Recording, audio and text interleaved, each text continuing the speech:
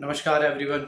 आज हम बात करेंगे प्लेन बोइंग 787 की, जो कि अहमदाबाद से उड़ा और कुछ ही सेकंडों के बाद खाली 1.5 किलोमीटर अपनी उड़ान भरने के बाद वो एक मेडिकल कॉलेज से जाके टकरा गया। और बहुत ही बड़ा हादसा ये अभी तक का हुआ, जिसमें कि 230 के करीब यात्री इन्वॉल्व थे और 10 से ज़्यादा जो वहाँ पे थे staff member including pilot and copilot, they were involve into that.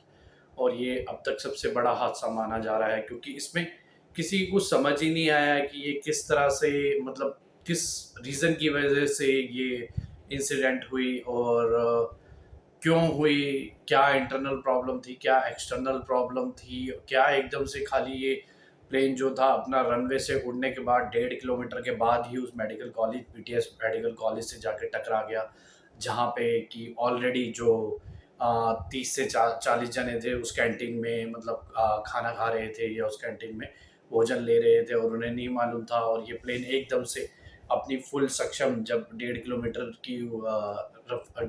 की अपनी मतलब यात्रा पूरी कर चुका था और जस्ट अपनी ऊंचाइयां भरने ही वाला था, एकदम से वो फॉल हो गया और एकदम से गिर गया। और गिरते ही मतलब, क्योंकि जो प्लेन था वो पूरी तरह से पेट्रोल से ग्रस्त था, पेट्रोल से भरा हुआ था, इंजन पूरी तरह ऑन थे, इंजन में देखा जाए तो फुल फुल थ्रॉटल पे इंजन था और पेट्रोल भी उसमें पूरी टाइम था।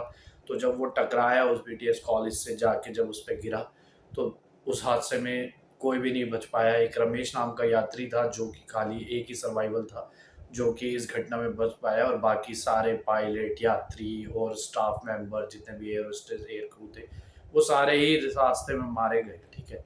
अब सबसे बड़ा रीज़न जो इसमें कई बंदे या फिर बोला जा रहा है कई एजेंसियों के थ्रू, कि जो एरोप्लेन जो था जब अपनी ऊंचाई पर बढ़ रहा था तो उसके फ्लैप नहीं ओपन हो रहे थे, फ्लैप नहीं ओपन हो रहे थे।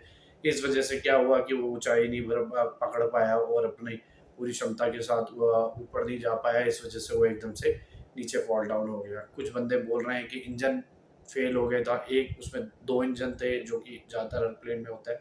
एक इंजन तो फेल हो ही चुका था और जब पायलट ट्राई कर रहा था तो दूसरा इंजन भी फेल हो चुका था।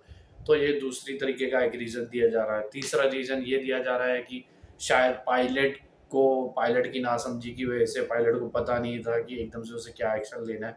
उसे जैसे कि थ्रॉटल देना था अपनी एक्सेलरेट करने के लिए, ये विमान की ऊंचाइयां पकड़ने के लिए, और उसने किसी तरह से उस पर ब्रेक मार दी। दैट्स वाई सडन कोलैप्स होने की वजह से भी वो जो विमान था वो एक तरीके से वहाँ पे क्रैश हो गया। तो ये अलग-अलग तरीके के रीज़न दिए जा रहे हैं, जो कि किसी की भी समझ में नहीं आ रहा है पर्टिकुलर रीज़न क्या है। लेकिन जो मर्ज़ी रीज़न हो, हमको ये थोड़ा बहुत समझ में आता है कि ये पायलट की गलती की वजह से नहीं था। इंजन फेलियर और वो फ्लैप फेलियर की वजह से कुछ हो सकता है, क्योंकि ये देखा जाए तो एकदम से कोई सोची समझी मतलब अगर पायलट की इसमें गलती होती तो क्या होता कि पायलट किसी भी तरह से ना कुछ और एक्शन भी ले सकता था, और उसने इंटीमेट करने की भी कोशिश करी, तो इससे पता चलता है कि पायलट की गलती नहीं थी। फ्लैप हो सकता है, या हो सकता है कुछ बर्ड उस फ्लाइट के सामने एकदम से आगे हों, जिसमें कि वो इंजन फेल हो गया हो, या फिर एकदम से मतलब कंट्रोल नहीं हो पाया और एकदम से वो क्रैश हो गया। तो ये भी एक रीज़न हो सकता है, पर रियल रीज़न तो जानना बहुत ही मुश्किल है, क्योंकि जो जिस तरीके का ये इंसिडेंट हुआ है, इस तरीके का incident, that was a very dangerous incident. मतलब आप इसकी एक तरह से बोला जाए तो कामना भी नहीं कर सकते कि क्या-क्या रीज़न हो सकता है, ठीक है?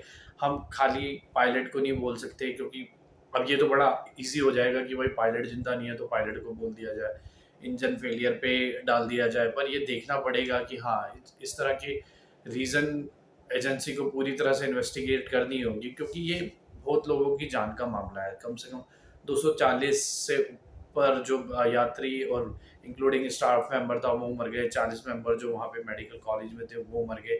तो ये बहुत ही जांच का विषय है, क्योंकि इस तरह के हादसे को फ्यूचर में अवॉइड करने के लिए हम क्या कर सकते हैं, we have to know the real reason. अगर हम में से किसी को इसका रियल रीज़न नहीं पता चला, तो जस्ट बी प्रिपेयर कि फ्यूचर में भी इस तरह के हादसे हो सकते हैं। तो फ्यूचर में इस तरह के हादसे को बचने के लिए एक थॉरो इन्वेस्टिगेशन की जानी ज़रूरी है, पता चलना ज़रूरी है कि किस वजह से एकदम सडन इस तरीके का हादसा हो गया, जो कि बहुत ही ड्रामेटिक, बहुत ही आई वुड से कि it's very sad that this kind of incident happen. और हम कामना करते हैं कि फ्यूचर में इस तरह की कोई भी चीज़ कभी भी ना हो, चाहे तो ज़रूरी हो।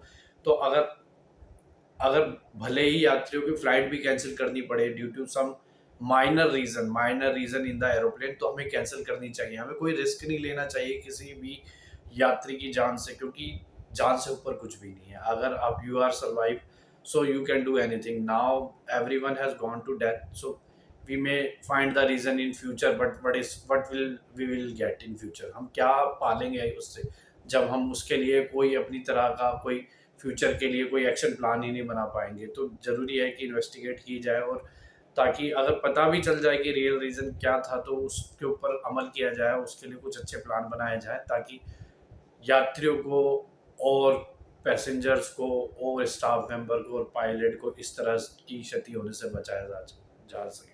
तो मैं बस आपसे यही कामना करता हूँ कि जो भी बंदे जा चुके हैं उनके लिए, उनकी सोल को रेस्ट में मिलने के लिए दुआएँ माँगे, और कोशिश करें कि कुछ अच्छी इन्वेस्टिगेशन निकल के आए, ताकि पता चले कि रियल रीज़न क्या था, और उससे फ्यूचर के लिए हम एक्शन में ला सकें, प्लान में ला सकें, ताकि इस तरह के इंसिडेंट को अवॉइड किया जा सके। Thank you.